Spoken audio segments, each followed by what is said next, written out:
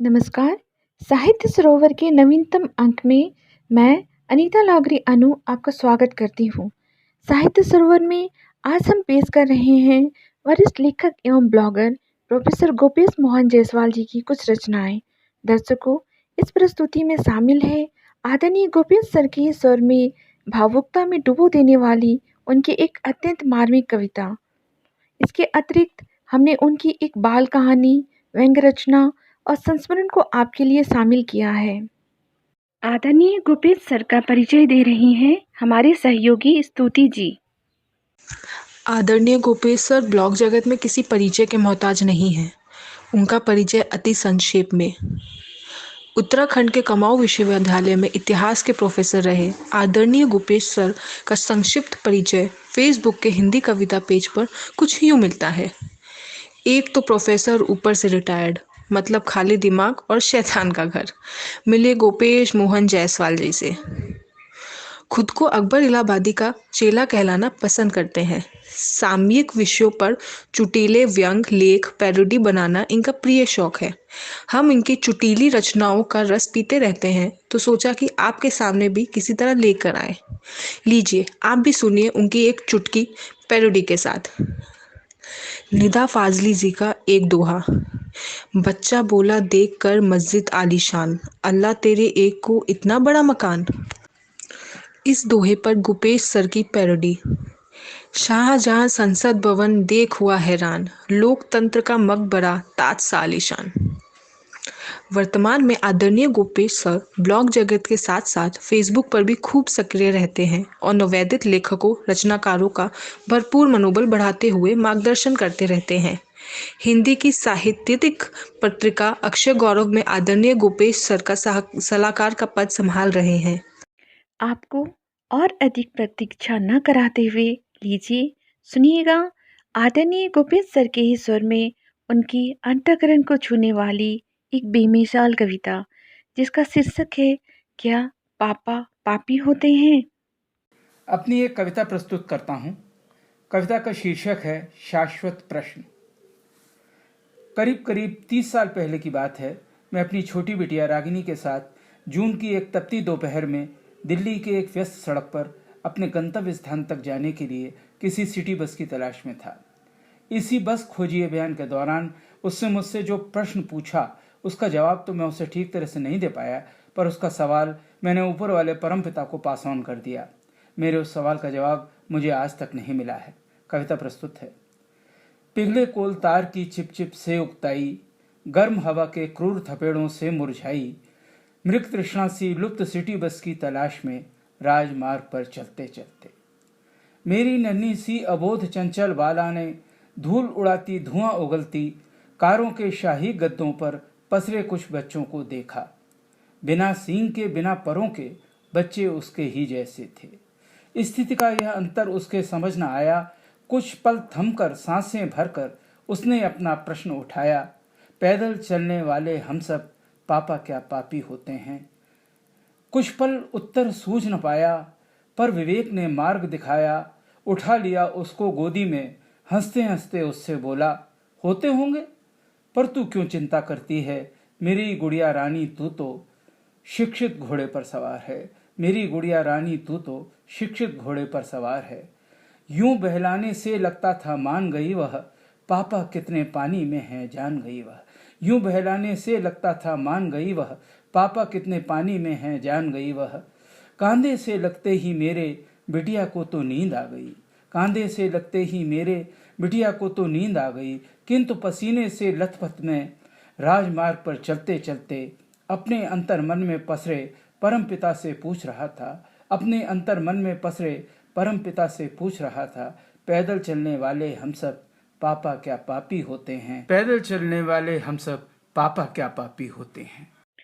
और इस शानदार कविता के बाद अब आदरणीय गोपेश सर द्वारा लिखित उनका एक रोचक एवं मार्मिक संस्मरण, जिसे पेश कर रहे हैं रविंद्र सिंह यादव जी। संस्मरण माँ पिताजी और फिल्में। ये संस्मरण जो शामिल किया गया है उसका शीर्षक है माँ पिताजी और फिल्में। फिल्मों के प्रति माँ की और मेरी दीवानगी देखकर पिताजी कहा करते थे कि हम दोनों का जन्म घर में या किसी अस्पताल में नहीं बल्कि किसी सिनेमा हॉल में होना चाहिए था। हमारी ननिहाल एटा में थी, जहाँ की पुराने ज़माने में कोई सिनेमा हॉल नहीं हुआ करता था, लेकिन हमारी माँ ने अपने बचपन में नुमाइशों और मेलों में टेंट लगाकर काम चलाऊ मोबाइल सिनेमा में फिल्में देखने का लुत्फ खूब उठाया था। माँ ने पहली फिल्म राजा भर्तहरि देखी थी।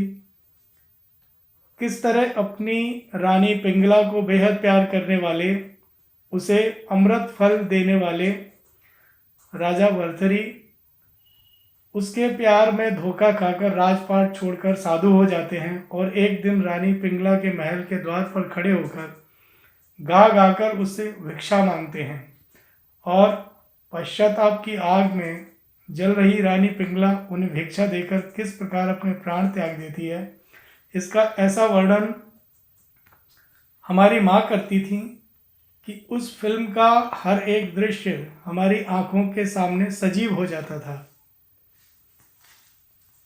माँ की एक और मनपसंद फिल्म सत्य हरिश्चंद्र हुआ करती थी। इस फिल्म का क्लाइमैक्स था शमशान घाट के डोम बने राजा हरिश्चंद्र अपनी रानी शैब्या से अपने पुत्र रोहिताश्व के शव का अंतिम संस्कार करने के लिए उससे कर मांगते हैं और कर के रूप में रानी अपनी साड़ी का एक हिस्सा फाड़कर उन्हें दे देती हैं। इस दृश्य का वर्णन हमारी रोती विसूरती माँ ऐसे करती थी कि हम श्रोता भी उनके साथ आंसू बहाने लगते थे। माँ की कमेंट्री सुनकर मुझको यकीन हो गया था कि हमारी ननिहाल के आदि पुरुष महाभारत फेम के संजय ही रहे होंगे।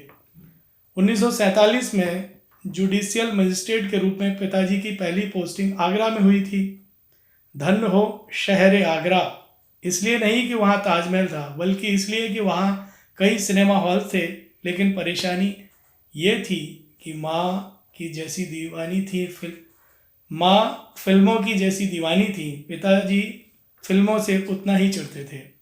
फिल्मों से पिताजी की एलर्जी का एक किस्सा यहाँ ज़रूरी है। हर थाने के पुलिसकर्मियों को अपनी कर्मठता दिखाने के लिए महीने में कम से कम 1-2 दर्जन मुलजिमों को पकड़कर मजिस्ट्रेट के सामने लाना ज़रूरी हुआ करता था। रंगे हाथ मुलजिम पकड़ने के अधिकतर मामले फर्जी हुआ करते थे और इनमें दफ़ा 109 सेंध लगाकर चोरी करने जैसी किसी आपराधिक गतिविधि की तैयारी कर रहे किसी व्यक्ति को अपराध होने से पहले ही पकड़ना के मामलों का बाहुल होता था। इन पकड़े गए मुलजिमों के पास से बरामद सामान की जो लिस्ट मजिस्ट्रेट के सामने पेश की जाती थी वो हमेशा एक ही जैसी होती थी। एक आला नकब, दीवार में सेंध लगाने के लिए लोहे का एक उपकरण। 2, एक बटुआ जिसमें थोड़ी सी रेजगारी। 3, एक बीड़ी का बंडल जिसमें थोड़ी सी बीड़ियाँ। 4, एक माचिस की डिब्बी जिसमें कुछ तीलियाँ। 5, सुरैया का एक फ़ोटो। संदिग्ध अपराधी से बरामद हुए सामान की इस फहरिस्त में पिताजी को पहले 4 सामानों पर कोई ऐतराज़ नहीं था, लेकिन उन्हें यह बर्दाश्त नहीं था कि हर मुलजिम के पास फिल्म स्टार सुरैया का ही फ़ोटो बरामद हो। आखिर नरगिस, मुमताज़, शांति, बेगम पारा, नूरजहां, नसीम बानो वगैरह टॉप हीरोइंस से इन उठाई गिरों की कौन सी दुश्मनी थी। मुलजिम से बरामद सामान की फहरिस्त में सुरैया के फ़ोटो का जिक्र देखकर पिताजी आमतौर पर उस केस को खारिज ही कर दिया करते थे। फिल्म देखने की माँ की जिद से और पिताजी के आदतन इनकार करने से हमारे घर में बार बार गांधी जी का कोई ना कोई आंदोलन उठ खड़ा होता था। कभी असहयोग आंदोलन, कभी सत्याग्रह, तो कभी सिर्फ अनशन, और तो और कभी कभी भारत छोड़ो की तर्ज पर आगरा छोड़ो और अपने मायके एटा प्रस्थान करो आंदोलन भी हो जाया करता था। इन गांधीवादी आंदोलन के से त्रस्त होकर पिताजी साल में एक आध फिल्म माँ को दिखा ही दिया करते थे। माँ को फिल्म दिखाना पिताजी के लिए उतनी दुखदाई घटना नहीं हुआ करती थी जितनी कि फिल्मोपरांत उस पर होने वाली लंबी चर्चा।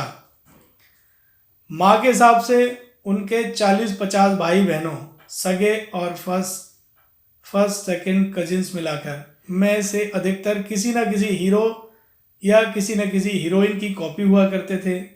और हमारे पिताजी थे कि वो अपने इन सुदर्शन साले सालियों में बहुत से मुकरी, धूमल, के.एन. सिंह, टुनटुन और ललिता पवार खोज लिया करते थे।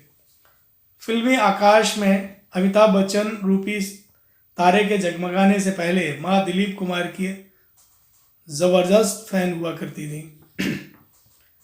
दिलीप कुमार ने अंदाज, इंसानियत, देवदास और गंगा जमुना जैसी दुकान फिल्मों में उन्हें खूब रुलाया था, तो कोहनूर और राम और श्याम में खूब हंसाया था। माँ को दिलीप कुमार और मधुबाला की जोड़ी बहुत पसंद थी। जब यह जोड़ी मधुबाला के लालची बाप की दखलंदाजी की वजह से टूट गई तो माँ को बहुत दुख हुआ था। ना तो माँ ने मधुबाला और जोकर किशोर कुमार की शादी को स्वीकार किया और ना ही उन्होंने 44 साल के अधेड़ दिलीप कुमार और 22 साल की नवयुवती सायरा बानो की शादी को। पिताजी ने माँ को आश्वस्त किया कि माँ कोई अच्छा सा वकील करके 22 साल की सायरा बानो को अगर 11 साल की नाबालिग साबित करवा दें तो पिताजी न सिर्फ इस बेमेल शादी को रद्द करवा देंगे बल्कि दिलीप कुमार को जेल भी भिजवा देंगे। मेरे बड़े हो जाने पर और ख़ासकर मेरे कमाऊ हो जाने पर माँ को फिल्म दिखाने की जिम्मेदारी मेरी हो गई, लेकिन माँ फिर भी पिताजी के साथ फिल्म देखने की जिद करती रहती थी। किसी खास फिल्म की मुझसे तारीफ सुनकर कभी कभी पिताजी माँ को ऑब्लाइज करने के लिए तैयार भी हो जाया करते थे। 1978 की बात है। मेरी संस्तुति पर पिताजी ने राज कपूर की एवरग्रीन फिल्म आवारा देखने की हामी भर दी। माँ पिताजी दोनों को फिल्म पसंद आई, लेकिन इतिहास में कमज़ोर हमारी माँ के यह समझ में नहीं आया कि इस फिल्म में शम्मी कपूर हीरो यानी कि राज कपूर का बाप क्यों बना है। इस फिल्म में राज कपूर के पिता की भूमिका पृथ्वीराज कपूर ने निभाई थी, जो कि 1952 में 1978 के शम्मी कपूर के जैसे दिखते होंगे। अपने दांत पीसते हुए पिताजी ने माँ को करेक्ट करते हुए बताया कि आवारा में राज कपूर के बाप की भूमिका उनके छोटे भाई शम्मी कपूर ने नहीं बल्कि उनके बेटे ऋषि कपूर ने निभाई थी। 1978 में हमारे घर में टीवी आ गया। माँ रविवार को आने वाली फिल्म का बेसब्री से इंतज़ार करती थी और पिताजी न जाने क्यों फिल्म के दौरान ही आराम कुर्सी पर बैठे बैठे ही अपनी नींद पूरी किया करते थे। फिल्म के दौरान सोने वाले पिताजी का सजग होकर न्यूज़ देखना और क्रिकेट मैच के प्रसारण का भरपूर आनंद उठाते हुए देखना माँ को कतई बर्दाश्त नहीं होता था। 1993 में पिताजी के निधन के बाद माँ ने सिनेमा हॉल में जाकर फिर कोई फिल्म नहीं देखी। अब टीवी ही उनकी फिल्मी मनोरंजन का साधन रह गया था। 1994 से सबके घरों में केबल टीवी आ जाने पर घर घर थिएटर खुल गए थे। हमारी माँ के लिए तो एक एक्सक्लूसिव टीवी हुआ करता था जिस पर दिन में और रात में कोई ना कोई फिल्म ही चला करती थी। हमारे घर में मेरी दोनों बेटियां अपनी अम्मा के साथ बैठकर खूब फिल्में देखा करती थी। फिल्म देखते समय अम्मा के कमेंट्स भी चलते रहते थे। सन 2000 के करीब की बात होगी। टीवी पर 1965 की फिल्म गुमनाम का गाना इस दुनिया में जीना हो तो सुन लो मेरी बात चल रहा था, जिसमें थिरकती हुई हेलन माँ को बड़ी अच्छी लग रही थी। 1965 और 2000 में घालमेल करते हुए माँ ने इतिहास की धज्जियाँ उड़ाते हुए टिप्पणी की, ये मुई हेलन बूढ़ी हो गई लेकिन आज भी कितना अच्छा नाचती है। अपने एक संस्मरण में मैं विस्तार से लिख चुका हूँ कि किस तरह अमिताभ बच्चन माँ के सबसे बड़े बेटे और हमारे बड़े भैया घोषित हो गए थे। टीवी पर जैसे ही अमिताभ बच्चन दिखाई देते, मेरी बेटियां दौड़कर अपनी अम्मा को सूचित कर देती थीं कि बड़े ताऊ जी आ गए हैं। सन 2000 में कौन बनेगा करोड़पति का प्रसारण शुरू हुआ। माँ अपने सबसे बड़े बेटे के अथाह ज्ञान की भूरी भूरी प्रशंसा करती थीं और यह मानने को कतई तैयार नहीं होती थी कि इस कार्यक्रम के पीछे किसी सिद्धार्थ वासु का हाथ है। आज पिताजी और माँ हमारे बीच नहीं हैं, लेकिन उनकी फिल्मी पसंद नापसंद की यादें अब भी मेरा मनोरंजन करती हैं।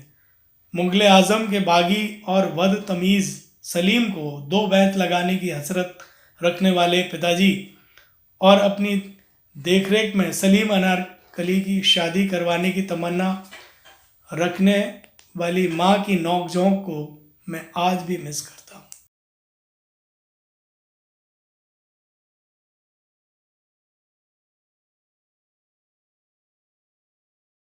लीजिए सुनिए शिवांगी जी के स्वर में एक चुटीली व्यंग रचना जो चंद शब्दों में कोरोना काल की विसंगतियों का लाजवाब बखान करती है। तब और अब विवाह के अवसर पर पुराने जमाने का निमंत्रण पत्र भेज रहा हूँ। नेह निमंत्रण प्रियवर तुम्हें बुलाने को, तुम मानस के राजहंस हो, भूल न जाना आने को। समाचार, दिल्ली में शादी में मेहमानों की अधिकतम संख्या 50 तक सीमित। नया निमंत्रण पत्र भेज रहा हूँ। नेह निमंत्रण प्रियवर तुम्हें बुलाने को, तुम 51 नंबर पर हो, भूल ही जाना आने को। आशा है आपको यह प्रस्तुति पसंद आई होगी। आप अपनी राय कमेंट के जरिए दे सकते हैं। अब हम आपसे विदा लेते हैं, फिर हाजिर होंगे आदिनी गोपेश्वर की कुछ और रचनाओं के साथ अगले वीडियो में। नमस्कार।